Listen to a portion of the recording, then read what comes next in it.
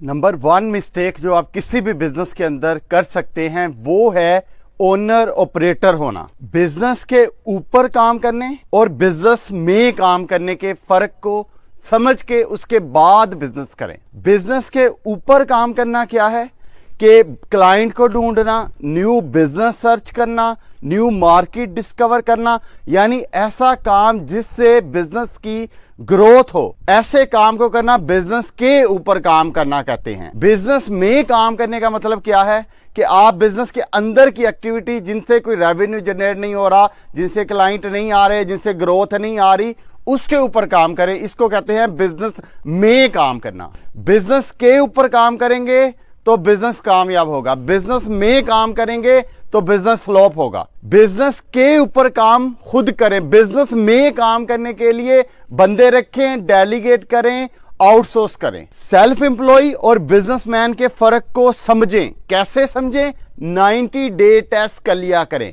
90 day test क्या है? अगर 90 दिन आपका बिजनेस आपके बगैर सरवाइव कर सकता है तो वो बिजनेस है। अगर वो 90 दिन आपके बगैर सरवाइव नहीं कर सकता तो वो बिजनेस नहीं है, वो सेल्फ एम्प्लॉय है। वो ऐसे ही है जैसे आप कहीं पे जॉब कर रहे हैं, पहले आप एक बंदे की गुलामी कर रहे थे, आप कई बंदों की गुलामी कर रहे हो, क्योंकि आप टाइम बाउंड हो गए हो, आप लिमिटेड हो गए हो। आपका बिजनेस भी लिमिटेड ग्रोथ करेगा। जैसे दुकान खोल के बैठ गए हैं, ये क्या है आपका? ये आपका सेल्फ एम्प्लॉय है। अगर वो दुकान पे बंदे रख लिए हैं, खुद बिजनेस डेवलपमेंट पे काम कर रहे हैं, तो ये क्या है? ये आपका बिजनेस है। तो हमने आसमान से गिर के खजूर में नहीं अटकना, हमने जमीन पे प्रॉपर तरीके से लैंड करना है। और वो कब करेंगे? जब हम बंदों को अक्वायर करेंगे। 3 चीजों को सही जगह के ऊपर बिजनेस के अंदर लगाना सीख लें। नंबर 1, सारे जो टूल्स अवेलेबल हैं, जो सॉफ्टवेयर्स हैं, जो ऑटोमेशन है, जो सारी चीजें, उनको अलाइंड करके एक चीज के ऊपर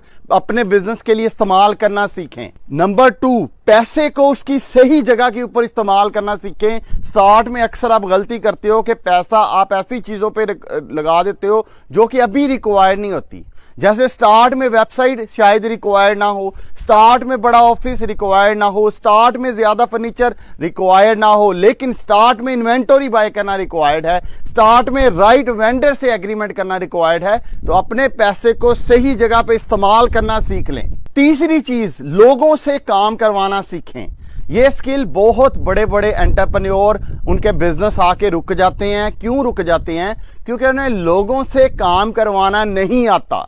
लोगों से काम करवाना ना आने की वजह से उनका जो सो कॉल्ड बिजनेस होता है वो चलता चलता रुक जाता है। उसकी ग्रोथ एक हद से आगे बढ़ ही नहीं पाती, क्योंकि जब आपका बिजनेस एक लेवल से आगे बढ़ जाए उसके बाद लोगों को अपने बिजनेस में हायर करें। स्टार्ट में डेफिनेटली आपको ही खुद काम करना पड़ेगा, लेकिन जैसे ही आपका बिजनेस तरक्की करता जाए, बढ़ता जाए, प्रॉफिट आना शुरू हो, साथ ही कोई ना कोई एम्प्लॉय हायर कर लें ताकि आपकी कामयाबी के चांसेस बढ़ जाएं।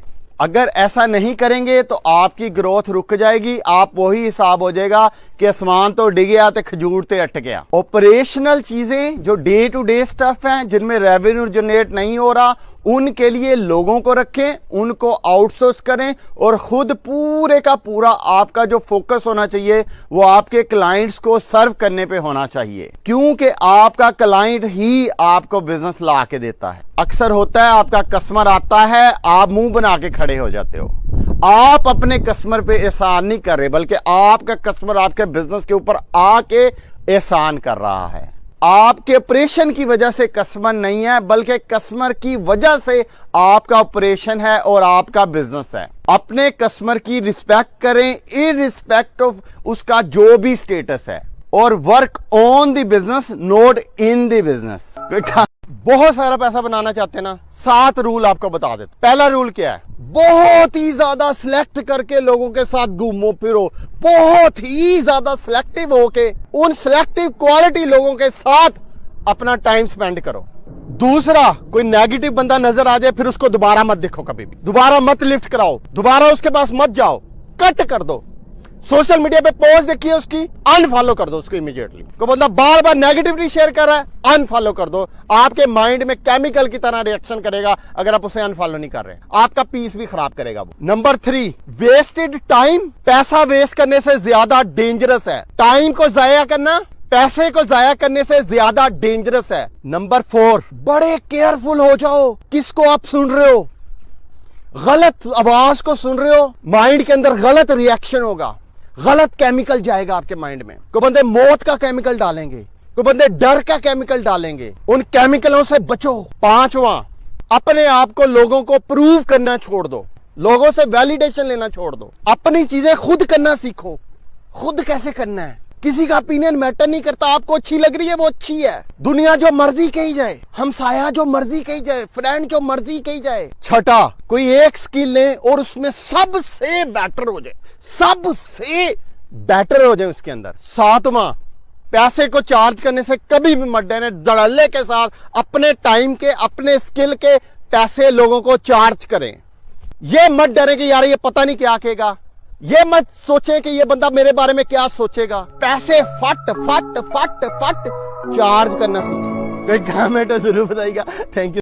लोग वो चीज बाय नहीं करते जिसकी उन्हें जरूरत है, लोग वो चीज बाय करते हैं जो वो चाहते हैं। अगर आप अपने कस्टमर को कुछ बेचना चाहते हैं तो उन्हें वो चीज सेल करें जो वो बाय करना चाहते हैं, और दें क्या जिसकी उन्हें जरूरत है। मिसाल के तौर पे अगर आप थोड़ा बेच रहे हैं तो उनको थोड़ा मत बेचें, वो दीवार के अंदर जो खूबसूरत सा सुराख किया है ना उस थोड़े ने, उसको बेचें, और दें क्या, थोड़ा। और अगर आप पेन बेच रहे हैं तो आप उनको पेन मत बेचें, वो स्पीड के साथ जो उन्होंने पेपर पास करना है ना, वो पेपर पास करना बेचें, और दें क्या उन्हें, पेन। अपने बायर की प्रोफाइल को, उसके मोटिव्स को अंडरस्टैंड करके, जो उसके मोटिव्स हैं उनको सेल करना है आपने।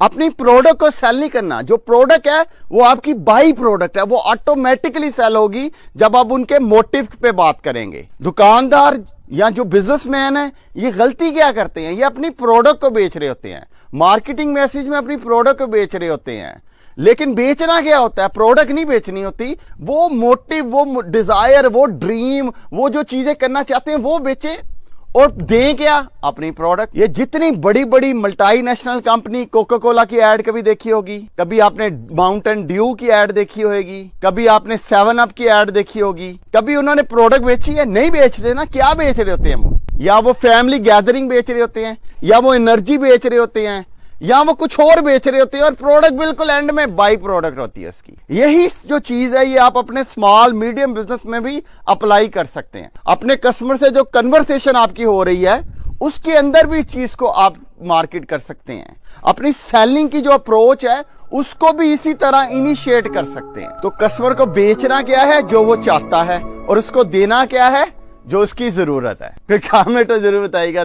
बिजनेस करना है तो 12 स्टेप है, इनको पूरे ध्यान से फॉलो करें। पहला स्टेप क्या है, मार्केट रिसर्च कर लें, अपने आइडिया को चेक कर लें कि मार्केट में जो और लोग वही काम कर रहे हैं उनसे जाके इंटरव्यू करें, उनसे मिलें, उनके एम्प्लॉइज से जाके गपशप मारें। इससे आपको पता चलेगा कि क्या क्या चैलेंजेस आ रहे हैं, क्या वो पैसा कमा रहे हैं या पैसा नहीं कमा रहे। अगर 2-3 आइडिया होंगे उनके ऊपर वैल्यूएट करेंगे तो ज्यादा बेहतर होगा। ड्यूरिंग रिसर्च आपको न्यू आइडियाज भी निकलेंगे। सेकंड स्टेप यह है कि जो आपने रिसर्च की है उसको आपने लिखा हुआ होगा, उसके रिजल्ट में आप अपने आइडिया को सिलेक्ट करें कि कौन सा काम करना चाहिए, कौन सा काम नहीं करना चाहिए। क्योंकि उन लोगों से जो ऑलरेडी उस बिजनेस में है आपको यह पता चल जाएगा कि कौन सा काम सही है और कौन सा काम नहीं सही। उस आइडिया को सिलेक्ट करें जो मोस्ट प्रॉफिटेबल हो और आपके इंटरेस्ट के मुताबिक हो। तीसरा, 3 काम करें,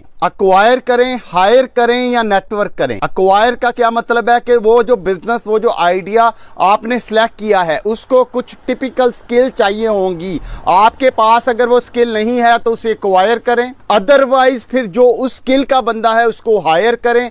अगर वो भी नहीं कर सकते तो किसी के साथ पार्टनर अप करें, नेटवर्किंग करें। क्योंकि बिजनेस में यहाँ तो पैसा चाहिए होता है, यहाँ स्किल चाहिए होती है। अगर पैसा है तो पैसे की बेस पे हायर कर सकते हैं, एक्वायर कर सकते हैं। अगर पैसा नहीं है तो स्किल को लेना पड़ेगा। चौथा, अपना एक पेजर या 2 पेज के ऊपर बिजनेस प्लान लिखें। कोई पावर पॉइंट बनाने की जरूरत नहीं है, कोई एक्सेल की फाइलें काली करने की जरूरत नहीं है। सिंपल 1 या 2 पेजेस के ऊपर अपना बिजनेस प्लान लिखें। मोटा माटी कितना रेवेन्यू कमाने की जरूरत है आपको, ताकि आपके खर्चे पूरे हो जाएं, ताकि आपके एक्सपेंस पूरे हो जाएं। पांचवा, 2 साल के लिए अपने किचन के एक्सपेंसेस देखें कैसे पूरे करने हैं।